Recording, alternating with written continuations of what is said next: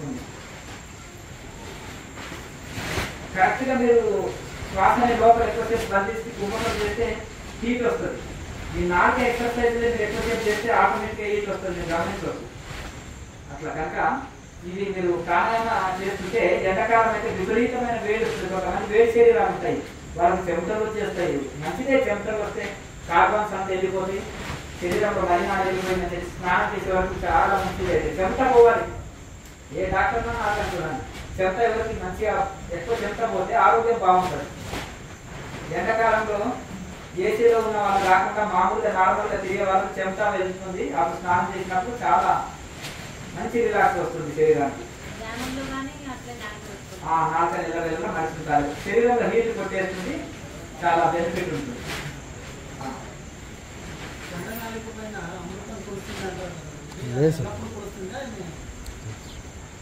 అంటే కేచర్ ముద్రలో అది వస్తుంది, పూర్ణ కేచర్ అని కాదు. నాలుకని కొంత ఈ నాలుక చిన్న నాలుకని తాకించగలిగినప్పుడు కూడా కొంతవరకు ఒక రకమైన లాలాజలం వస్తుంది. ఇంకా నాలుకని మనం కొండ నాలుక కనుక లాక్ చేసేసినప్పుడు అది ఆటోమేటిక్గా ఒక చిన్నగా మనం శివలింగం పైన మనం కలశం పెడితే చిన్న బొట్టు పట్టుంటుంది కదా, అలా ఆ విధంగా మనకు కొండ నాలుకనే శివలింగం అనుకోండి, అది తడుస్తూ కలశం అనుకోండి కొండ నాలుక, అక్కడ గొంతులోకి అలా జారుతుంది. కొండ నాలుగు తగిలినప్పుడు మండుగా అంటే ఉప్పు కారాలు ఎక్కువ తిని ఉంటాము ఇంతవరకు. అది ఇంకా అది అంత ఇది పరిస్థితి ఉండదు కదా. కొత్త వాళ్ళకు కొంత ఇబ్బంది ఉంటుంది, నాలుక మండడం, ఫోల్డ్ చేసుకుంటే ఇంకా ఇది అవ్వడము, నాలుక ఎక్సర్సైజ్ చేస్తుంటే కొంచెం మంట రావడం, ఇవన్నీ సమస్యలు వస్తుంటాయి తిన్నప్పుడు స్టార్టింగ్ లో. తర్వాత ఈ నాలుగు సంబంధించిన ఎక్సర్సైజ్ చేసి ఉప్పు కారం కొంచెం తగ్గించి మంచిగా ఫోల్డ్ చేసుకుని ఉంటే ఎల్లవేళలా ఇలాగే ఉండాలనే ఒక మంచి భావన కలుగుతుంది. నోరు కూడా చాలా ఫ్రెష్గా తయారవుతుంది. చాలా మందికి కళ్ళు లూజ్ అవుతాయి, కొంతమందికి నోట్లో దుర్వాసన వస్తుంటుంది. అంటే సాయంత్రం కూడా బ్రష్ చేస్తారు, 2 times చేస్తారు. అట్లా ఈ యొక్క ఎల్లవేళలా నాలుకని ఎవరు ఫోల్డ్ చేసుకొని ఉంటారో ఉప్పు కారాలు తగ్గించి శాకాహారం తీసుకుంటూ మసాలా భోజనం లేకుండా ఇంట్లోనే చేసుకున్న భోజనం తింటూ చక్కటి భోజనం చేసి ఎల్లవేళలా నాలుకని ఫోల్డ్ చేసుకున్న వాళ్ళకు నోట్లో చక్కటి ఎటువంటి వారం రోజులు బ్రష్ చేయకుండా నోట్లో దుర్వాసన రాదు. అట్లా జంతువులకు లాంటి బ్రష్ చేస్తాయా? ఎప్పుడైనా జంతువులు బ్రష్ చేయగా చూసిరా? పుట్టినప్పటి నుంచి చనిపోయేంత వరకు. మరి బ్రష్ చేయకుండా ఎంత ఫ్రెష్గా ఉంటుంది. వాటి నోట్లో ఒకసారి నోరు తెలిసి నోరు పెట్టండి, ముక్కు పెట్టండి, నోట్లు గుంజండి, వాసన గుంజండి. మరి ఎట్లా ఏమైనా దుర్వాసన వస్తుందండి. లైట్లు వేయండి, ఎందుకు ఆఫ్ చేస్తున్నారు?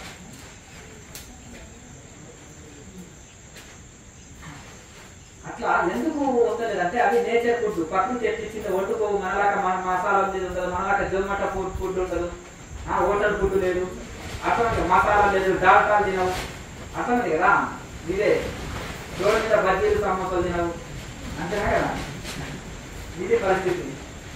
మరి అవి చక్కగా గడ్డి ఆకులు ఏది దొరికితే పశువులు ధాన్యాలు ఎక్కడ దొరుకుతాయి? గడ్డి గింజలు, అవి ధాన్యాలు రకరకాలవి వాటికి ఇచ్చింది ఏదో అవి తినేస్తాయి. అందుకని అవి ఆ విధంగా ఉంటాయి. ఆవులకు చూడు పట్టణాలు ఏం చేస్తారు, రొట్టెలు అన్నం పెడితే అది కూడా మరి దుర్వాసన వస్తుంది. చూడండి, ఎప్పుడన్నా హైదరాబాద్ లో కొన్ని గల్లీలలో మార్వాడీస్ ఉండే గల్లీలు ఉంటాయి కదా, చిన్నవి స్ట్రీట్, అక్కడ చూడండి వాటికి ఆవులకు మేత వేస్తేనేమో ఒక రకంగా ఉంటుంది. ఆవుకు గడ్డి పెట్టండి, రోడ్డు మీద పేడేస్తే మనం ఏమైనా పైన వేస్తామా? లేదు కదండి. మరి ఎందుకంటే ఆ పేడని ఇంకా ఇంటికి తెచ్చుకుంటాం, ఇంటి దగ్గర ఇంకా కొన్నింటికి పనికి వస్తుంది. ఇంటి దగ్గర అలుగుతారు, లేకపోతే ఇంకా రకరకాలుగా వాడతారు కనుక మనకు ఆ విధంగా. ఇప్పుడు ఏమైందంటే ఒళ్ళు ఇవ్వడానికి ఒక ఫిజియోథెరపీ డాక్టర్ రోజు రావాల్సి వచ్చింది, అంతేనా కదా. మంచం మీద పేషెంట్స్ లాగా పడితే నడుములు, కాళ్ళు, మెడలు, కీళ్ళు, కాళ్ళు జస్ట్ ఈ ఫిజికల్ ఇప్పుడు చేసినాం కదా, కూర్చున్న వ్యాయామం అంటారు. ఇది ఒకటి చేసుకుంటే చాలు, ప్రతి జాయింట్ కీళ్ళు ఫ్రీ అయిపోతాయి. వాళ్ళు ఇస్తే ఒకవేళ నడుము పట్టుకోవచ్చు ఒకవేళ, అంటే ఆ విధంగా డబ్బులు ఇచ్చి ఇరిపించుకుంటున్నాం వాళ్ళని, అవునా కదా. మరి అంతే రోజు ఒక ఆయన పేషెంట్ లాగానే కాదు, ప్రతి ఇంటికి రావడము ఫిజియోథెరపీ అంట. మరి ఇక పగలు ఎవరైతే నడవాలో రాత్రి పూట లేచి నడవమంటారు డాక్టర్, ఎప్పుడు 4 గంటలకు లేచి వాకింగ్ చేయమంటారు. అంతేనా కదా. కొంత ఫిజికల్ ఎక్సర్సైజ్ సూక్ష్మ వ్యాయామం చేస్తే ఇంకా ఏ వాకింగ్ అవసరం లేదు. 4 గంటలకు లేచి దయ్యాల్లాగా పోతూనే ఉంటారు, సైన్యం లాగా దొంగలకి ఇట్లా పోయినట్టు. అంతేనా కదా.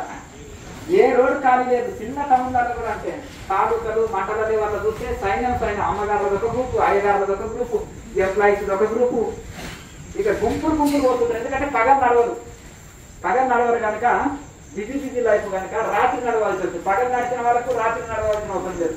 శరీర పరిశ్రమ కొంత మన పనులు మనం చేసుకుంటే ఇక అవసరం లేదు. కొన్ని ఆరోగ్య స్థితులను బట్టి మనకు కొంచెం తిన్నా కానీ శరీరం స్థూలం అయిపోతుంది. థైరాయిడ్ ప్రాబ్లం తోటి అమ్మగారులకు ప్రాబ్లం ఉంటుంది. కొంతమంది కూడా శరీర స్థితులను బట్టి కూడా ఫుడ్తో సమస్య లేకుండా నానా రకాల ఈ యొక్క హార్మోన్స్ అస్తవ్యస్తంగా రిలీజ్ కావడం వలన శరీరంలో రకరకాల మార్పులకు లోనవుతుంది. కనుక మనం కొంత ప్రాణాయామాభ్యాసం ధ్యానాభ్యాసం చేసుకుంటూ వీళ్ళని బట్టి సూక్ష్మ వ్యాయామం ఇటువంటి చేసుకుంటే ఇక మనకు చక్కటి ఆరోగ్యం లభిస్తుంది. చాలా తేలిక ఉంటుంది, హాయిగా ఉంటుంది, ఎంత సుఖకరంగా ఉంటుందండి. అంతేనా కదా. మీరేమంటారు, స్వామీజీ మీరు ఏదైనా కొత్త బ్రాంచ్ పెడితే హైదరాబాద్కు 20 కిలోమీటర్ల దూరంలో చూడండి అని మీరు అంటారు. అంతేనా కదా. అక్కడ పెడితే బాగా ధనవంతులు వస్తారు, డబ్బులు బాగా వస్తాయి. ఆయన డబ్బులు కావాలంటే హైదరాబాద్లో కూర్చోవాలంట, భగవంతుడు కావాలని మోసం కావాలంటే అడవిలో కూర్చోవాలంటాం. అంతేనా కదా. అక్కడికి వచ్చినప్పుడు ఆ స్వచ్ఛమైన గాలితోటి కడుపు నిండిపోవాలి.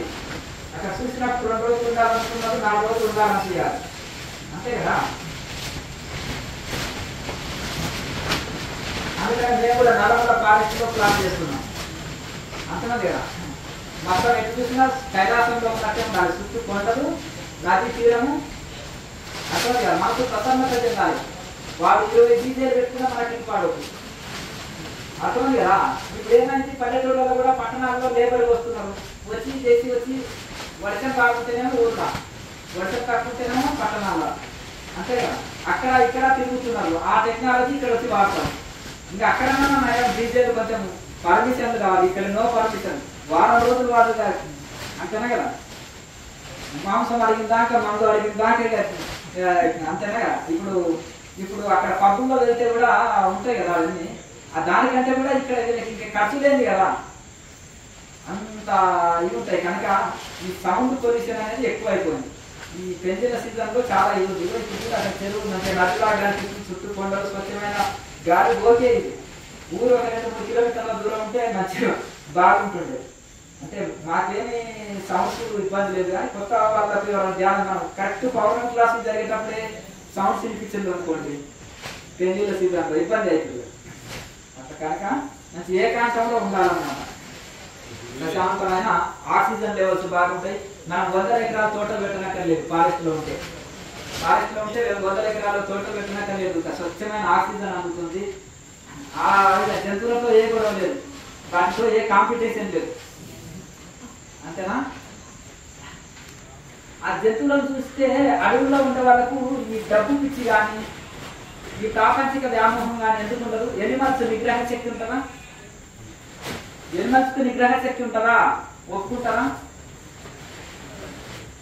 సంవత్సరానికి ఒక తూరి సంతానోత్పత్తి కానీ సంసారం చేస్తాయి. మళ్ళీ ఒకదాని ఒకటి ముఖం ఒకటి చూస్తారా? చూడండి. ఆహారంలో అంతా రుచి కోరక భగవంతుడి తిండే తింటాయి. మార్పు చేర్పులు నాకు మంచి ఫుడ్ లేదు పో అని చిన్నపిల్లవాడు. అంతేనా కదా. ఇంట్లో భర్తలు కూడా అడుగుతారు, ఈరోజు నువ్వు మంచి కూడా చేయలే, నేను హోటల్లో పోయి తినేస్తాను. అలాగే పిల్లలు కూడా అడుగుతారు అమ్మని. అంతేనా కదా. నేను నాన్నతోటి డబ్బులు తీసుకొని ఆ టిఫిన్ సెంటర్లో తినేసి వస్తా అంటారు. అవునా కదా. అటువంటిది లేదు కదా. అది భగవంతుడు ఇచ్చిందే తింటాయి, ఇంకా దేనికి గౌరవం. కనుక వాటిని చూసి మనం ఏమి నేర్చుకుంటామంటే వాటిని చూస్తే చాలా నేర్చుకుంటాం. ఆ జంతువులలో తిరిగి జంతు గుణాలు వచ్చినాయి అంటారు కదా. జంతు గుణాలు వస్తే మంచిగా. ఎందుకు? ఆ జంతువులు దేని మీద ఆశ లేదు, మోహం లేదు, రేపటి గురించి ఆలోచన లేదు, రేపటి భవిష్యత్తు గురించి టెన్షన్ లేదు. భగవంతుడు ఏది ఇచ్చిందో అది తింటాయి హాయిగా, ఏ టెన్షన్ లేకుండా నిగ్రహంగా ఉంటాయి. ఎండావాన చలి ఓడ్చుకుంటాయి. ఏ హాస్పిటల్ లేవు, ఏ డాక్టర్ లేదు, ఏ సమస్య లేదు, ప్రశాంతమైన జీవితం గడుపుతాయి. మనిషి ఇన్ని పీజీలు పిహెచ్డీలు చదివి ఇంత ఇది చేసేసి మన చిలక నా జాతకం చెప్పు అంటారు. అంతేనా కదా? చిలక ఏం చదువుకున్నది? స్వేచ్ఛగా జీవిస్తుంది. స్వేచ్ఛగా జీవిస్తుంది ఏదో 4 ధాన్యాలు తింటుంది, ప్రశాంతంగా దేని దానికి దానికి ఉంటుంది, ఎటువంటి టెన్షన్ అదే నేర్చుకోవాలి మనకు కావాల్సింది. అయ్యా చెప్పండి.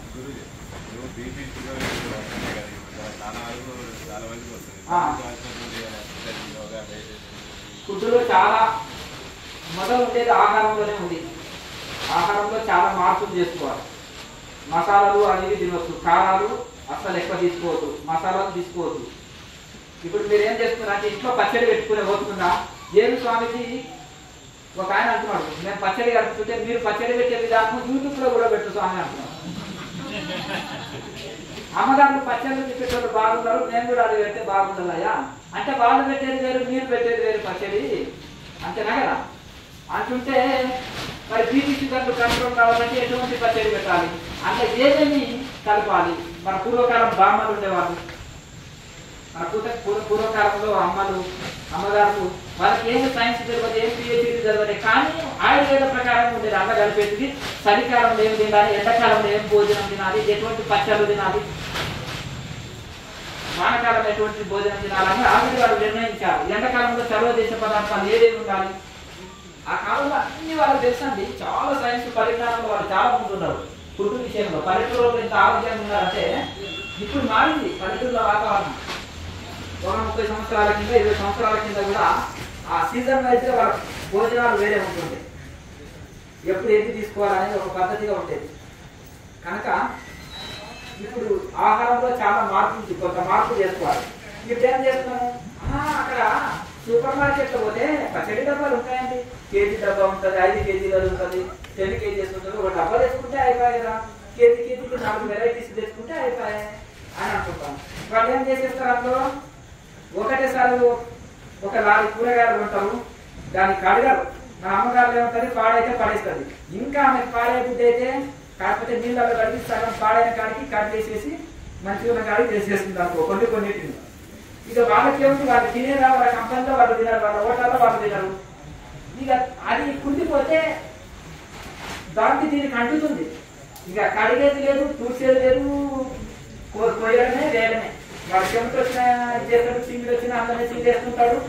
అట్లాంటిగా ఇంకా కోకా-కోలా పెప్సీ ఒక చెరువు లాకుంటాడు, ఈతలు కొడతాడు, అందరినీ వాడు దొడ్డిపోతాడు, అందరినీ మూత్రం వేసేస్తాడు, అందరినీ చీరుతాడు, 1-2 అన్ని వదిలేస్తాడు.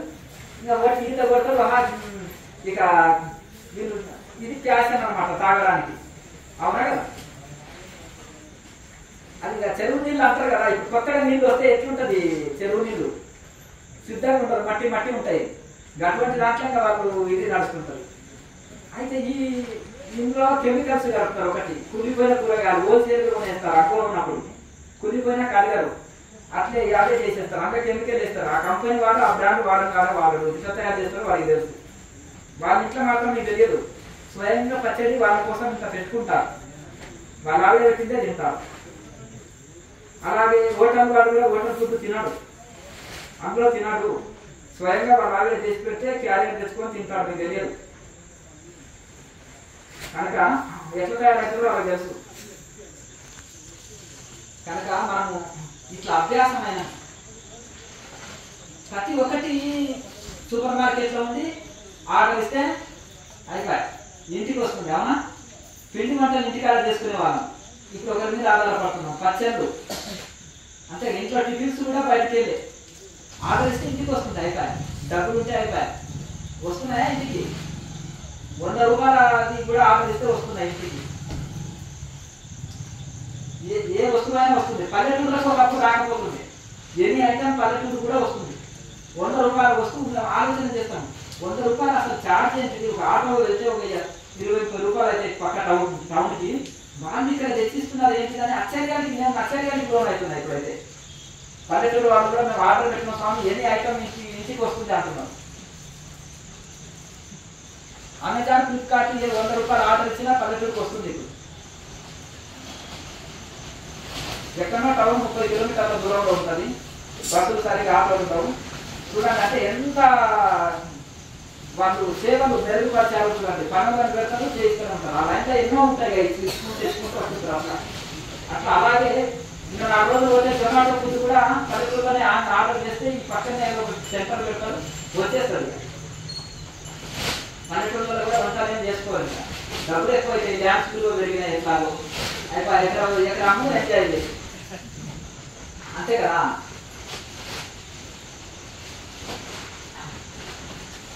కొంత ఒక 10 ఎకరాల్లో 1 ఎకరా తీసేస్తే అయిపోయాయి. అట్లా ఇది అయిపోతుంది కనుక ఎప్పుడైతే మనం ఈ సుఖాలకు సౌకర్యాలకు అభ్యాసమైన ఆహారాన్ని మనం పాటించలేము, ప్రకృతికి విరుద్ధంగా నడుస్తున్నామో అప్పుడు రోగాలు ఉంటే శరీరం అవుతుంది. గుర్తుపెట్టుకోండి. శరీర పరిశ్రమ చేయకుంటే సుఖం అనుకోకండి, అది రోగము. సుఖం అంటే శరీర పరిశ్రమ చేయకుండా మా అమ్మాయి మంచి ఎంప్లాయీకో బిజినెస్ మ్యాన్కో ఇస్తే టీవీ చూసుకుంటే కూర్చొని ఉంటుంది సుఖంగా జీవిస్తుంది అని మీరు అనుకుంటున్నారు. అట్లా అది శ్రమ పడకండి. సుఖం అంటే ఏసీ రూమ్లో కూర్చొని టీవీ చూస్తే ఏడ్చుకుంటే కూర్చోవడం కాదు. అసలు ఆరోగ్యం ఉండడమే నిజమైన సుఖము, మనశ్శాంతి ఉండడమే నిజమైన సుఖము. శరీరము మనసు తేలిక ఉంటేనే అదే నిజమైన సుఖం. అంతేనా కదా. శరీరం తేలిక ఉన్న మనసు బరువు ఉండదనుకో, చింతతోటి టెన్షన్స్ తోటి, అంతేనా కదా, లాభం లేదు కదా. అట్లా కనుక మనకు అందుకనే మహనీయుడు చెప్పింది మనసు ప్రశాంతంగా ఉండాలంటే వేదాంత విచారణ, ఆరోగ్యం బాగుండాలంటే యోగాభ్యాసము, మోసం కావాలంటే ధ్యానాభ్యాసం. ఇవన్నీ చెప్పారు. తపస్సు, స్వాధ్యాయం, ఈశ్వర విధానం, ఈ 3 ఉండాలి మనకు. కనుక కొంత శరీర పరిశ్రమ చేస్తేనే శక్తిని పెంచుకుంటాం. శరీర పరిశ్రమ చేయకుండా శక్తిని పెంచుకోం. శక్తి పెరగాలంటే శక్తి ఖర్చు చేయాలి, అవునా కదా. కనుక ఆ విధంగా మీరు రోజు ధ్యానానికంటే ముందు కానీ తర్వాత కానీ కొంచెం ఈ సూక్ష్మ వ్యాయామం చేసుకోండి, తర్వాత సాధన చేసుకోండి.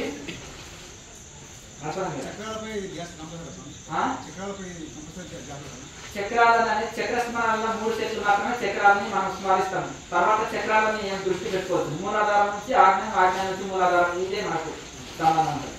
అది ప్రాణాయామం నడుస్తున్నా మనం కాన్సల్టేషన్ తరగతినే నిలపాలి. తరగతిలో కాన్సల్టేషన్ నిలిపినప్పుడు ఆటోమేటిక్గా అది ప్రాణాయామం నడుస్తుంటుంది.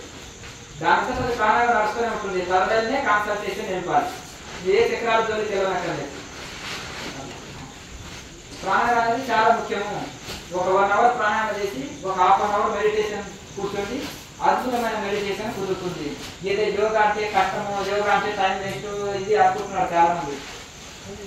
కూర్చోగానే నాడులు శుద్ధి లేనందుకు నిద్రమత్తులోకి వెళ్ళిపోతున్నారు.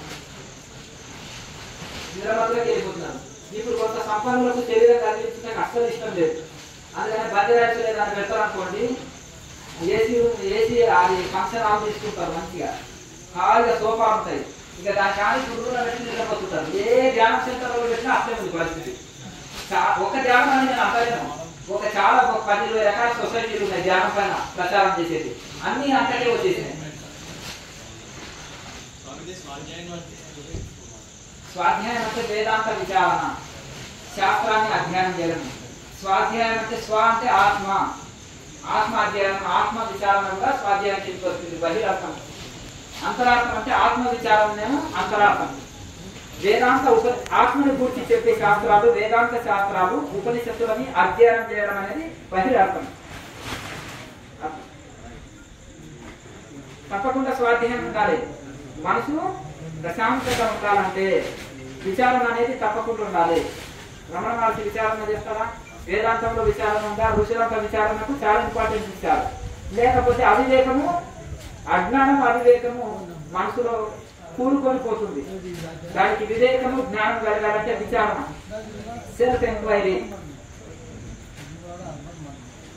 తర్కశాస్త్రం చదవండి, ఎంత మేధస్సు పెరుగుతారు. అర్థమంతా దేన్ని ఎందుకు నమ్మాలి, దాన్ని గుడ్డిగా దీన్ని ఎందుకు ఫాలో అవ్వాలి, దాన్ని ఎందుకు ఫాలో అవ్వాలని విచారణ ఉంటుంది. ఈ ప్రపంచంలో ఎన్ని మతాలు ఉన్నాయో, ఎంతమంది ప్రవక్తలు ఉన్నారో, ఎంతమంది ఇది ఉన్నారో వాళ్ళందరూ చేసే వాదనలు వస్తాయి అప్పుడు అంటాడు. అవి మనకు అప్పుడే అంత అవగాహనలోకి వచ్చేటివి కావు. వీటి వరకు చెప్పుకుంటాం ఓకే. అది మనకు అనుభూతిలోకి రావాలంటే చాలా టైం పడుతుంది. ఈడ పింగళ సుష్మన అనేది మన మేరుగండంలో 3 నాడులు ఉంటాయి. 72,000 నాడులు ముఖ్యము. అందులో 10 నాడులు ముఖ్యము. 10 నాడుల్లో 3 నాడులు చాలా ముఖ్యం. 3 నాడుల్లో ఒకటే నాడు సుష్మన నాడే చాలా ఇంపార్టెంట్. ఇది నాలుగు అనుభవంలోకి రావాలంటే మనకు చాలా సాధన ఉండాలి. మనము గురువుల పైన, శాస్త్రం పైన, ఋషుల పైన నమ్మకంతో అది చేస్తూ పోతుంటే కొన్ని రోజులకు మనకు అవగాహన వస్తుంది. సాధన చేయగా అది అప్పుడే కంటికి కనిపించేది కావు.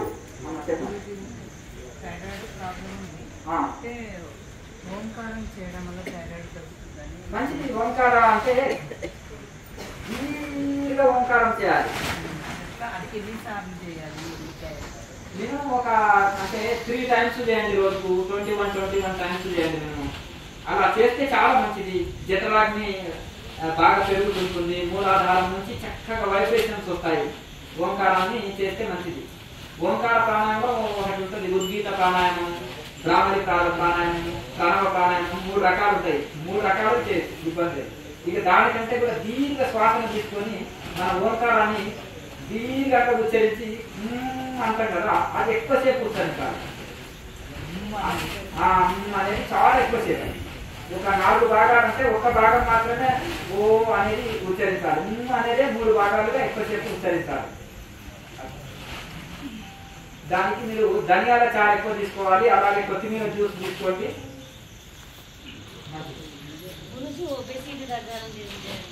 డైట్ లో టోటల్ చేంజ్ చేసుకోవాలి. No idli, no dosa. ఇడ్లీ దోశ తీసుకోవాలంటే మీరు ఏం చేయాలంటే మిల్లెట్స్ తీసుకోండి. మొత్తం అవే తీసుకొచ్చి 4 ఆరోగ్యం కంటే ఇంకేం కావాలి అంతేనా? అన్ని తీసుకొని అన్ని రవ్వ పట్టించుకోండి. ఇడ్లీ దోశ వాటిని చేసుకోండి అంతేనా? ఇడ్లీ దోశ చేసుకొని దాన్ని అన్నం వండుకొని వరి అన్నం అంత టేస్ట్ ఉంటుందండి. వరి అన్నం అంత టేస్ట్ ఉంటుందండి. మిల్లెట్స్ కొంచెం ఇంత అన్నం తిన్నా ఒకటి, వరి అన్నం ఇంత తిన్నా ఒకటి. యోగాభ్యాసం ఉండాలి. శరీర వ్యాయామం చేయాలి. కొంత పరిశ్రమ ఉండాలి. కొన్ని ఆసనాలు వేయాలి. అలాగే అల్లము బాగా వేసుకోవాలి. వేసుకున్నారా అల్లం? ఉల్లిపాయలు మాత్రం 1/2 కేజీ కోసి పడేస్తారు. కండ్ల ఘాటు వస్తుంటది. ఈ మధ్యలో ఉల్లిపాయల మిషన్ వచ్చింది. అదే మొత్తం పేస్ట్ చేసి వేస్తారు. అవునా కదా? నోరు మండుతుంది, నోరు దుర్వాసన వస్తుంటుంది. అది దూరంగానే కండ్ల నీళ్ళు వస్తాయి. ఉల్లిపాయ వస్తాయా? ఏం చేస్తారు అంటే ఉల్లిపాయ కోసేస్తే. మరి ఎల్లిపాయ చూడండి ఎంత ఘాటు ఉంటుంది. అది అవసరమా మనకు? అల్లం బాగా వేసుకోండి. ప్రతి 100 గ్రాములు వేయండి. అది కారం ఎక్కువ ఉంటుంది కదా అంటే ఉప్పు కారం తక్కువ వేస్తే అయిపోయి. మునగాకు తీసుకోవాలి. మునగాకు కూర రోజు వండుకొని తినండి. సరే వేడి చేసి ఇప్పుడు చల్లగా ఉంది కదా వాతావరణం. ఇప్పుడు వేడి అవసరమే కదా. ఇప్పుడు ఈ వాతావరణానికి వేడి అవసరమే కదా హాయిగా.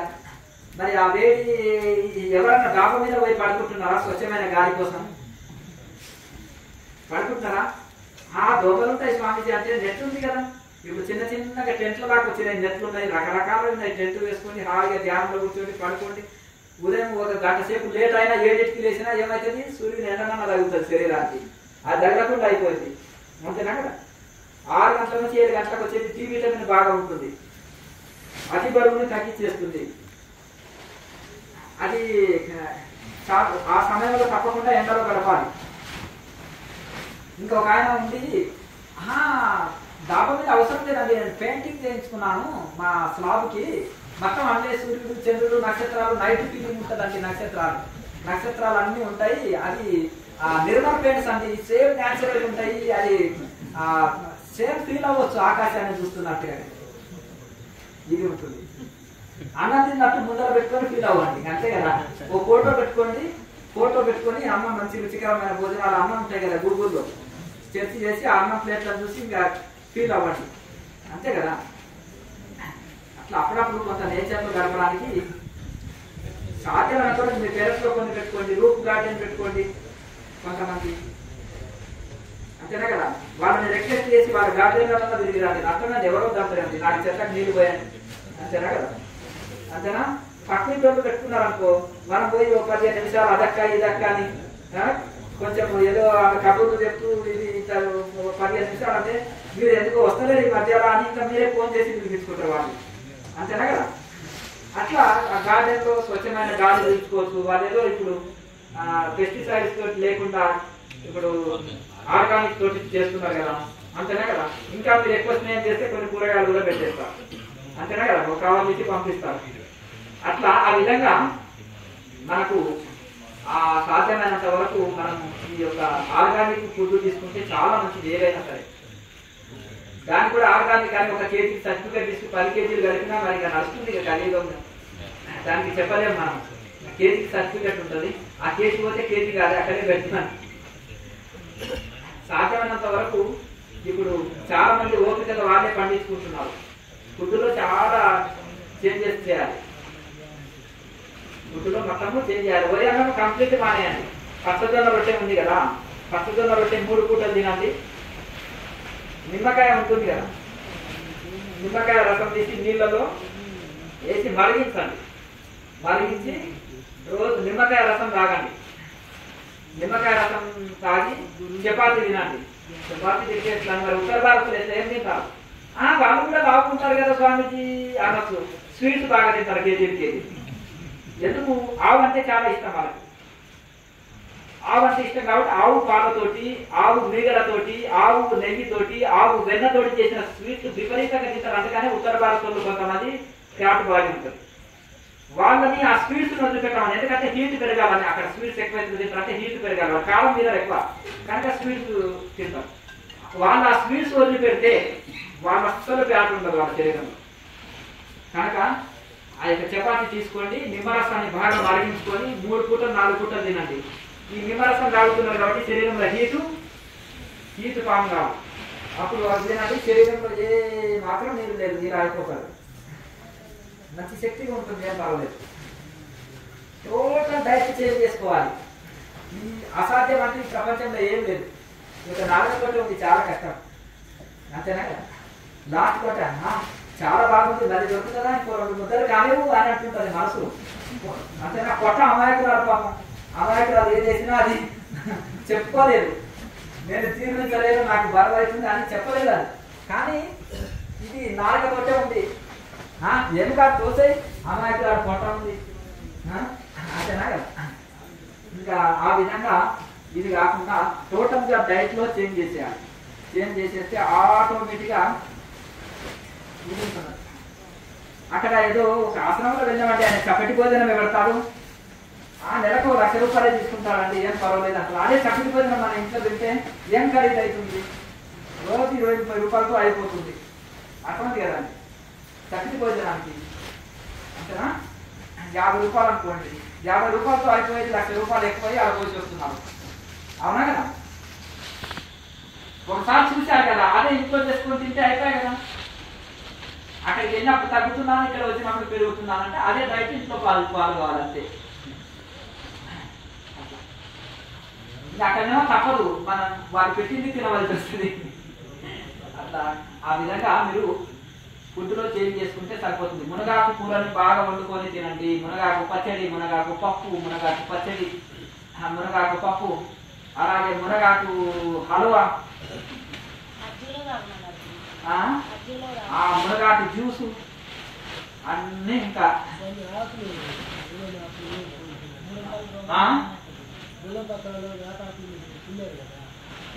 ఎవరు? నేనా? అది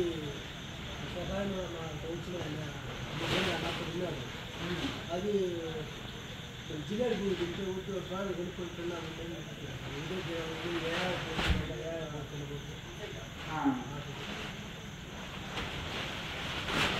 ఇది దాన్ని ఏమంటారు, మన పచ్చగానే కాయలు తినమని పీడ అవుతుంది.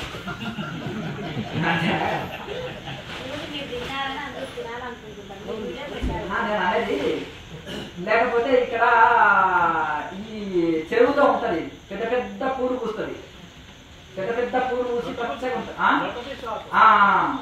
మరి అది అంటారు ఆ ఆకు తినమని ఇంకా పీడ పోతుంది, అర్థమైంది కదా.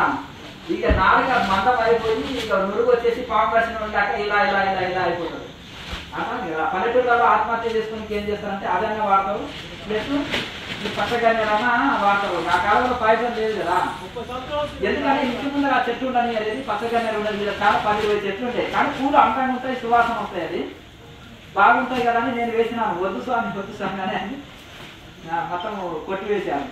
అయ్యా ఇంత దూరం వస్తారా వాడు ఆత్మహత్య చేసుకోనికే, వాళ్ళ ఇంట్లో ఏమి తక్కువ అయ్యి ఫ్యామిలీ రా ఊరేసుకోనికే, అంతేనా కదా? 30 సంవత్సరాల క్రితం ఒకటి శాస్త్రసం రాయాలి, ఒకటి శాస్త్రసం మీరు రాయాలి. ఇప్పుడు ఒక 10 ఆకులు ఇస్తాం, తిని చూపెట్టాను అన్నమాట. అది కొన్ని విషప ఆకులు ఉంటాయి కదా, కొన్ని విషప ఆకులని తినకూడదు. ఈ ప్రపంచంలో దొరకనట్టు అవి ఆయనకి జిల్లెడు పూలే దొరికినాయా? ఉండదు, మస్తు ఉన్నాయి కదా, ఎన్నో రకాలు ఉన్నాయి. తీసుకోవచ్చు, ఆకులు పూలు జ్యూస్ చేసుకొని తాగొచ్చు, ఏదైనా చాలా మంచిది. ఇప్పుడు ఆ బిల్ల గన్నేరు ఉన్నాయి, వేప బిల్ల గన్నేరు, కానుగ, తర్వాత మన బిల్వపత్రము, ఇవన్నీ జ్యూస్ చేసుకుంటే క్యాన్సర్ని కొట్టేస్తాయి, క్యాన్సర్ దరి చేయదు. బిల్ల గన్నేరు, వేప, తులసి, బిల్వపత్రం, ఈ 4 కాంబినేషన్. ఈ 4 జ్యూస్ ఎవరు తాగుతారో వాళ్ళకి క్యాన్సర్ రాకుండా రాదు. అట్లా కనుక నాక రుచితోటే ఉంది ఈ కష్టం. అట్లా మెల్లమెల్లగా అభ్యాసం చేసుకోండి. రైస్ని ఒక పూట తీసుకోండి. ఊపకాయ ఉన్న వాళ్ళు అస్సలు రైస్ని టోటల్గా వదిలిపెట్టండి, త్యాగం చేయండి. శబ్దం పట్టి కాసిపోయి అన్నం వదలండి. గంగర మునిగి ఎక్కడ ఇక్కడ ఎప్పుడో ఒకసారి అనుకోకుండా తీసుకుంటే ఇబ్బంది ఏం లేదు కదా. మన ఇంట్లో మాత్రం అసలు ఇంకా అది తీసుకోకండి, అంతే కదమ్మా. అట్లా ఒక పూటతో దాంతో ఏమి ఇబ్బంది ఏముంటుంది, వచ్చేది ఏముంటుంది. ఇంకా కొంతమంది ఏం చేస్తారంటే క్యారియర్ మళ్ళీ వండుకొని క్యారియర్ తీసుకొని పోతారు, అంతేనా కదా. మిల్లెట్స్ లేకపోతే రొట్టెలో తీసుకొని పోతారు. చపాతీ 4 రోజుల దాకా పాడు కావచ్చు, 4 రోజులు ఏం కాదు. వేడి వేడి కూర ఉంటే వేసుకోవచ్చు, కూర ఉంటాయి కదా, కూరలు పట్టుకెళ్ళని అక్కడ తినేయచ్చు. ఇప్పుడు రోటీ మేకర్ కూడా వచ్చేసింది, ఇట్లా వస్తే అయిపోయి రొట్టె వచ్చేసింది, ఇంటే ఉంటుంది కదా చిన్నది. ఈ రోజు ఎక్కడ వచ్చినాయి, ఇప్పుడు ఏం లేదు.